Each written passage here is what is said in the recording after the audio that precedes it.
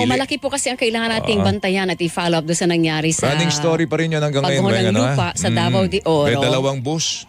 Ang kwento doon, Joel, 3 yung bus na dumaan, 2 yung nahagip. Sabi ng ating super radio reporter yung si isa Jason. nakaligtas. Nakaligtas, oo. Nasa linya natin, Executive Assistant for Public Information, Davao de Oro, PDRMO, si Ginoong Ed Makapili. Sir Ed, magandang umaga, si Joel Suweng. Opo, kamusta po kayo? Good morning po sa inyong dalawa. Okay lang po. Ang pinakahuling balitang natanggap po namin, 11 na po ang naililigtas. Tama ho ba?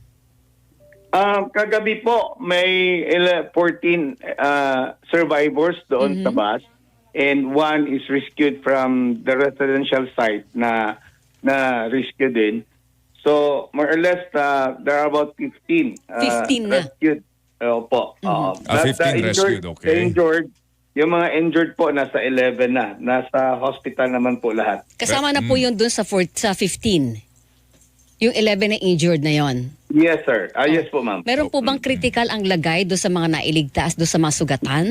Yes po. 2 po yung critical na from Mawag Community Hospital kaya na-transfer doon sa Davao de Oro Provincial Hospital ng bayan ng Montevista po. Yung 2 critical. Okay. Meron pa ba? Eventually, na-transfer na din sa Davao Regional Medical Center. Meron pa ba tayong nahanap, Sir Ed? Yes, marami po kasi presume na natabunan kasi if I'm going to describe the area. Please, okay. Barangay Hall site siya, tapos yung harap ng Barangay Hall, may parang garahe or terminal ng bus company in which the employees of Apex Mining, kasi yung Masara area kasi Apex Mining site yan. Opo. Tapos yung mga empleyado ng 24 hours operation, 3 shifting, hinahatid yan doon sa bayan ng Mawab, bayan ng Nabunturan, yung mga kung saan yung mga empleyado. So that night, yung palabas na bus is mga paalis na po, patapos na po yung shifting ng mga empleyado na yan, kaya 3 bus yung paalis. Opo. Yes. Pero doon po sa 3 bus, 2 lang po ba talaga yung natabunan? Yes, kasi nakaalis na yung isa. Opo. Oo, yung 2 bus, medyo tabunan. Wala po kasing sign kasi yung threat of LPA na nangyari kasi for the last week, natapos yung heavy rains Thursday. So, from Thursday up to yesterday, mainit na po ang area, ang lugar namin. So, wala pong signs na magkaroon ng landslide. Yung landslide kasi nangyari during the heavy rains. Oo, So, pero biglaan. ngayon walang ulan kahapon hanggang kagabi. Yes po, wala. O ba't kaya gumuho po ang lupa? Anong nakikita niyong dahilan ng pagguho po ng lupa doon? Siguro po kasi 10 days Hindi kaya may kaugnayan sa Mina. Baka may kaugnayan sa Mina, Sir Ed. Yes po.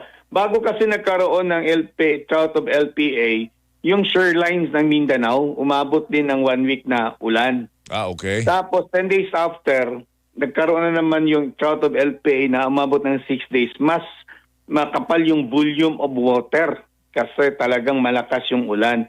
Might be the reason na na-absorb yung tubig ng bundok kasi ganyan ang karamihan na nangyari sa landslide dito.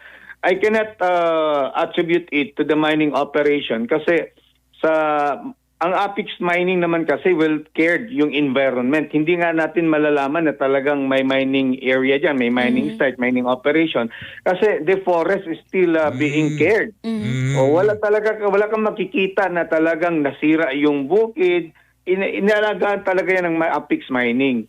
So maybe we can attribute it na doon sa masyadong siguro almost 15 days na yung ulan, nag-interval lang sa ng mga 10 days. Ilan pa po yung eksaktong hinahanap natin, Sir Ed? Kasi doon sa 2 bus na natabunan, ilan po ang laman nun?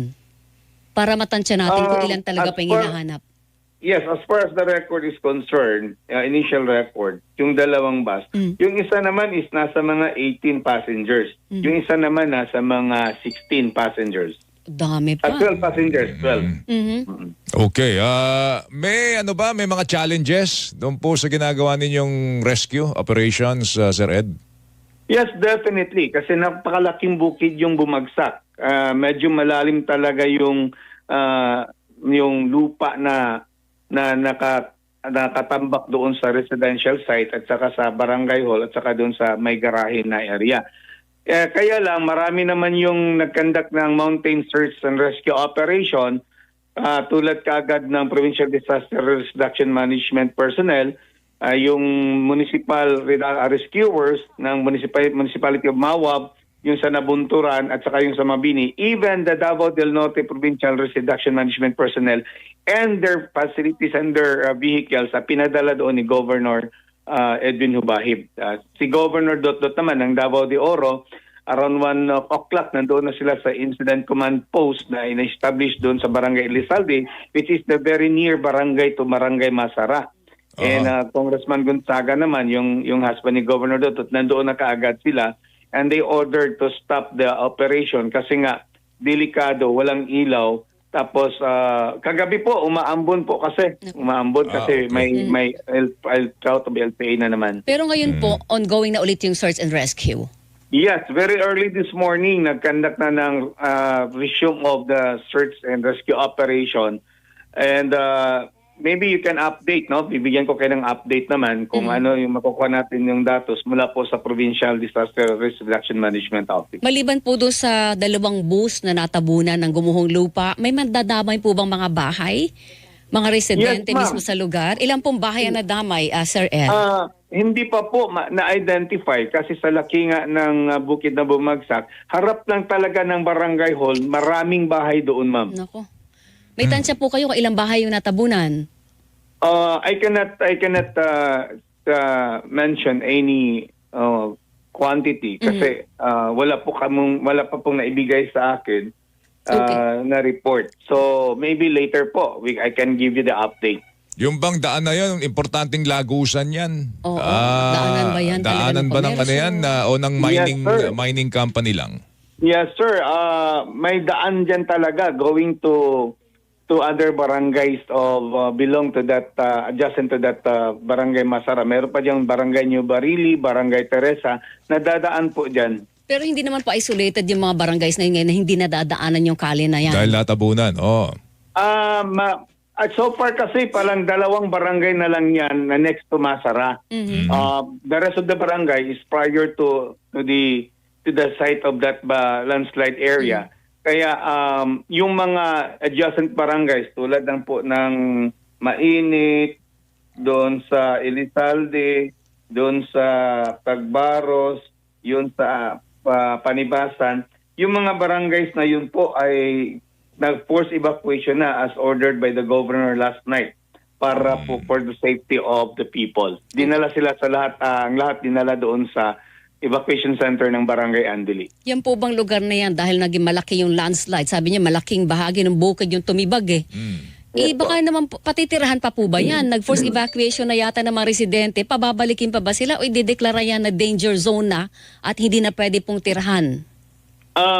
We will wait for the advice of the MGB. Kasi alam ko naman makakandak po ng assessment investigation yung Mines and Geoscience Bureau. Kasi for the last year, may mga ginawa na pong mga site na talagang hindi na pinapatirahan kung sa nangyaring series of earthquakes. Opo. Bago lang din maraming mga landslide nangyari due to shear lines at saka trout of LPA. And yet, wala pa pong mga recommendations po galing po sa MGB kasi bago lang po ang pangyayari.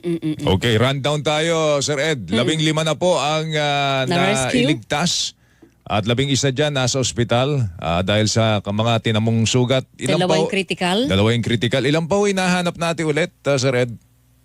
Wala pong figures po kung ilan ang hinahanap kasi sabi ko nga malapit lang talaga yung residential. Barangay hall, daan, then mga bahay-bahay na yan kagad. Okay, doon po sa mga bahay at barangay hall na natabunan, meron din pong naipit doon ng mga tao? Yes po ma'am, kasi normal sa barangay hall, may mga nag-duty ang mga barangay police.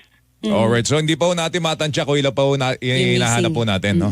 Yes, sir. Yes, Okay. sir. We'll just give you the update. Sige, Sir Ed, tawagan ka namin kung may mga development. In the meantime, salamat sa oras. Mag-ingat po kayo dyan. Good luck, kailangan po ng tulong Yes, mula po. sa national government. Wala po bang kailangan tulong galing dito sa Maynila?